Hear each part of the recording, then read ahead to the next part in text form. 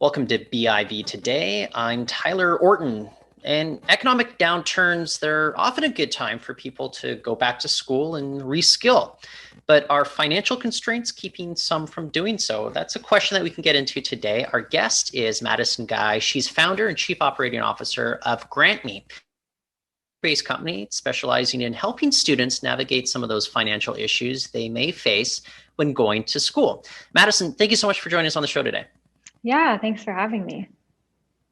So the question I like to ask, first time I ever speak to a tech company founder is, what is the problem that you set out to try to solve? Yeah, so our mission has definitely evolved over time, but really our goal is to accelerate a student's journey to their dream career. And we do that through our platform in a couple of ways. The first is that we're matching and supporting students with scholarship applications. The second is supporting them with university applications. And then more recently, it's how can we support students in landing their first internship or their dream job. So how does that work? What's the first step if I'm a student? I'm wondering if I'm going to be on the right path to kind of pursuing, education at this point.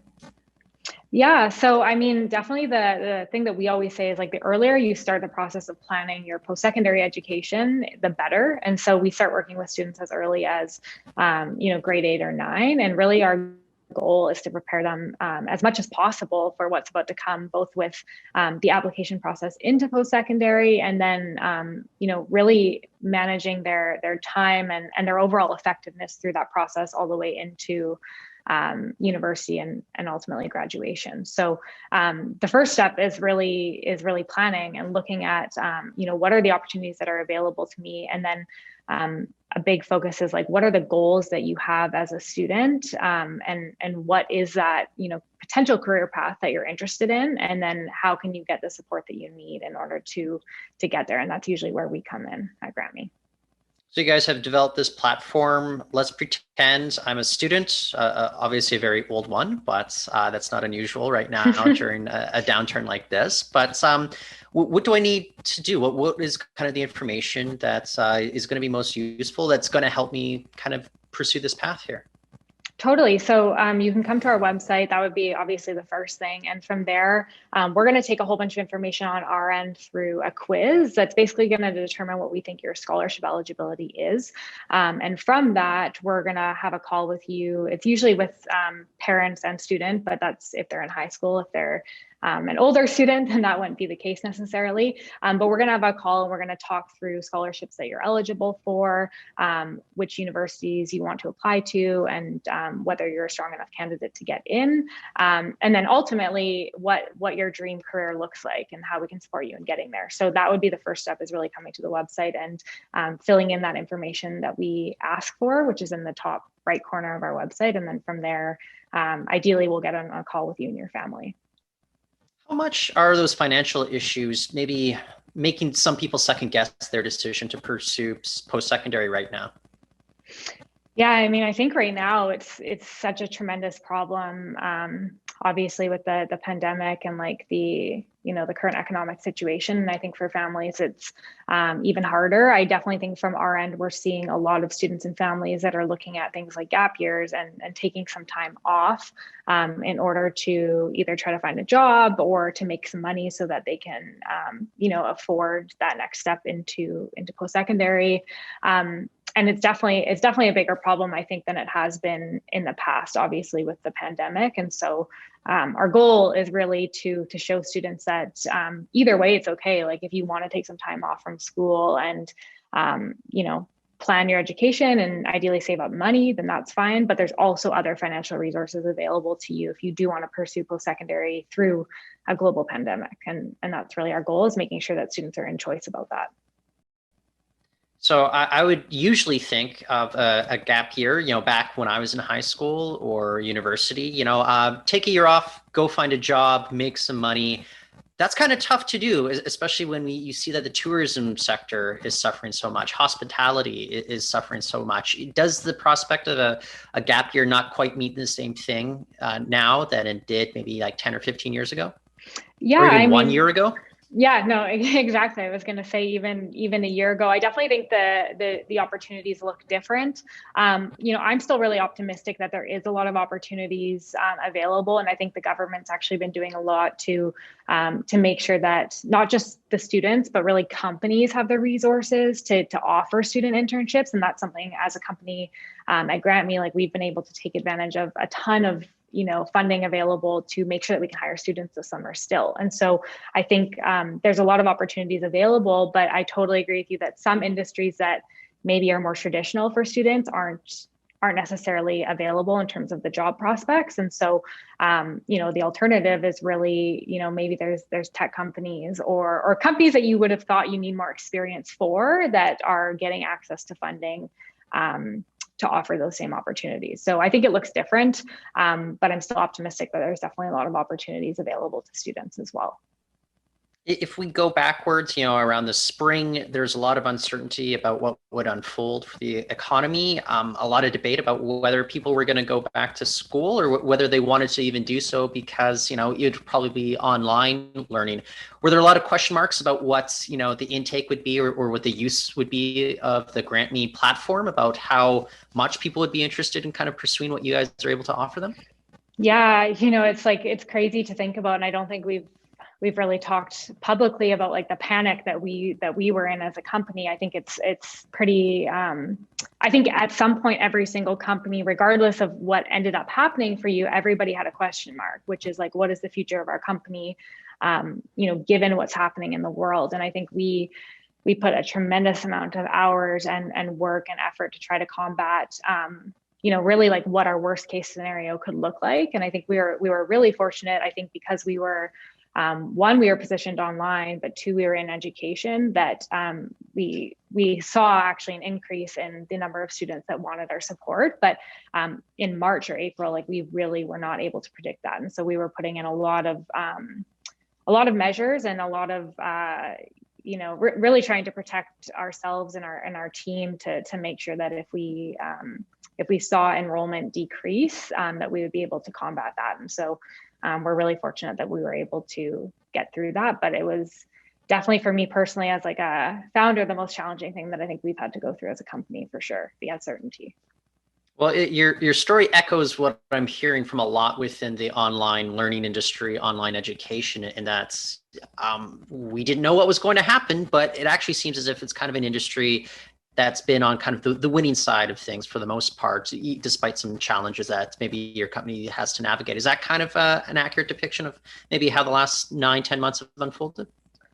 Yeah, I definitely think so. And I think I think, bigger than that, it opened up opportunities for us to communicate with students in a way that we weren't able to before. I think that, so often we run community presentations as an example, and we were doing those in person. And so suddenly with the adoption of technology in schools with teachers, counselors, and really entire school districts, we were able to reach so many more students. And, regardless of whether they're using our platform or not, really equip them with some of those resources and the planning required to make decisions about their post-secondary. And I think that was like a huge positive outcome for us, and something that we're really excited to continue, even post-pandemic, whenever that is, because it's really opened up a new way of communication for us, and we're really happy about that. What's your sense right now, though, just being able to kind of do this outreach, but what's your sense right now with regards to how students are feeling, like young people are feeling about the prospect of going to school at this very moment versus where they would have been maybe a few years before all this, economic uncertainty?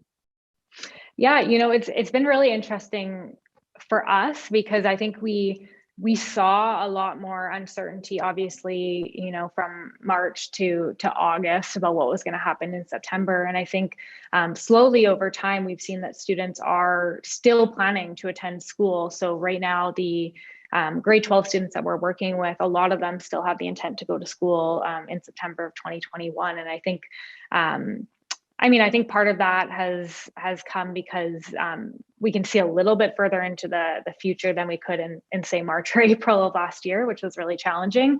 But I think, at least within GrantMe, like just by equipping students with the tools and resources that they need to make a really great decision about what's best for them, has allowed a lot of students to say, okay, I think I do want to go to school. I just need to figure out, like, financially, how do I make that happen? And, is it the right environment for me from like an online perspective versus an in-person, an in-person class. And so we haven't seen a huge drop overall in the number of students that want to attend university in the fall. But obviously there is more students that are at least considering a gap year, for sure. Well, I'm curious, what advice might you have for students that are pursuing some sort of, scholarships, any sort of financial, items that might help them, embark on that kind of post-secondary journey?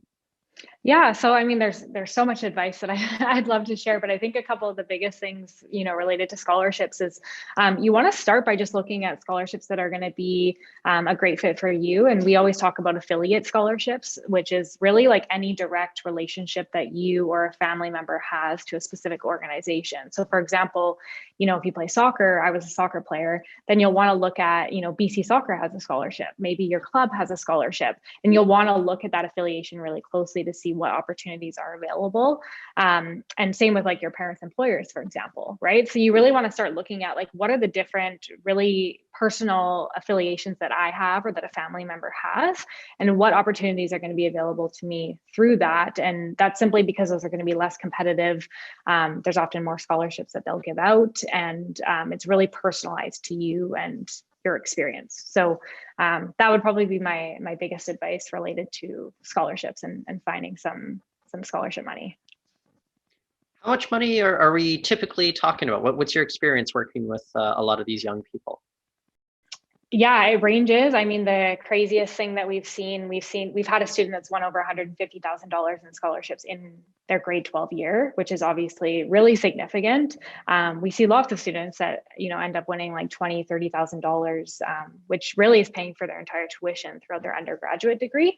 But we always say to students that even if you don't want to apply to 20, 30 different scholarships and you want to apply to 5 or 10, you can still be adding up money really fast. And that can be, $1,500, $2,000, and really everything counts, because when you look at it and you get some perspective, that's still like half of your tuition for a year, right? And you can continue to repeat that process throughout your degree. So we see a huge range, and a lot of it is like, how much time do you want to put into the process and put into applications? Well, I'll leave you off with this one last question. Maybe it's something I should have asked you at the beginning, but where did you come up with the idea? What was kind of your inspiration for pursuing this company? Yeah, so I mean, I think this is like the most common story, but it really came from my own personal experience, which was I got to UBC, and in my first year, I had no idea how I was going to pay for 5 years. I did a full 5 years at UBC, so 5 years of school, and I had to solve that problem for myself. And so it really started from my own experience of successfully applying to scholarships and winning money to pay for my own education. And it's pretty funny. Like, I got to my last semester at UBC, I had finished my soccer season because I was a soccer player. And I literally just went to like 600 student athletes. And I was like, hey guys, have you applied to any scholarships? And that was kind of like my test market. And really quickly, I realized that there was like an overwhelming amount of debt that students were in, and that they hadn't applied to any scholarships or awards that they were eligible for. So that was kind of that was like my last semester. And then I guess I haven't looked back since. That's excellent. Madison, I just want to thank you so much for joining us on the show today. Yeah, thanks so much for having me. I really appreciate it. This was awesome. Well, that's Madison Guy. She's founder, chief operating officer of GrantMe. And that is it for the show today. But we will be back tomorrow. Till then, you can go to BIV.com, more interviews there, as well as stories and everything. Until next time, I'm Tyler Orton. Thank you for listening.